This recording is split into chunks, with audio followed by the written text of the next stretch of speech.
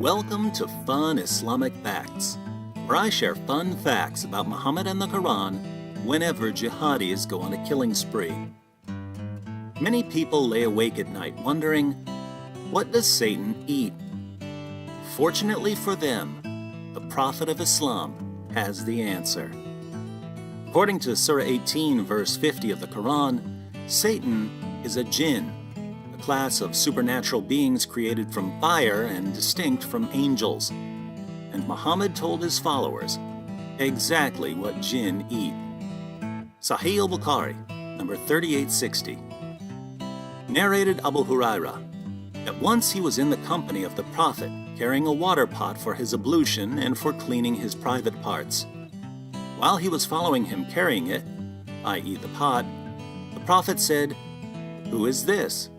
He said, "I am Abu Huraira."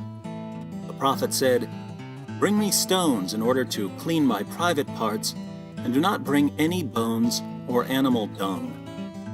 Abu Huraira went on narrating, "So I brought some stones, carrying them in the corner of my robe till I put them by his side and went away. When he finished, I walked with him and asked, 'What about the bone and the animal dung?' He said, 'They are of the food of Jinn.' The delegate of Jinn in the city of Nasibin came to me, and how nice those Jinn were, and asked me for the remains of the human food. I invoked Allah for them, that they would never pass by a bone or animal dung, but find food on them." Jami at-Tirmidhi, number 18. Abdullah bin Mas'ud narrated that Allah's Messenger said, "Do not perform istinja, i.e. cleaning yourself after going to the bathroom, with dung nor with bones, for indeed it is provisions for your brothers among the Jinn." Hence, Jinn eat dung and whatever's left on bones.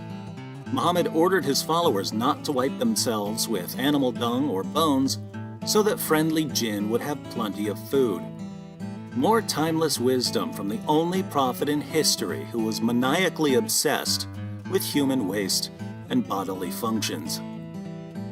Of course, by leaving dung and bones for the Jinn, Muhammad and his followers were also providing food for Satan.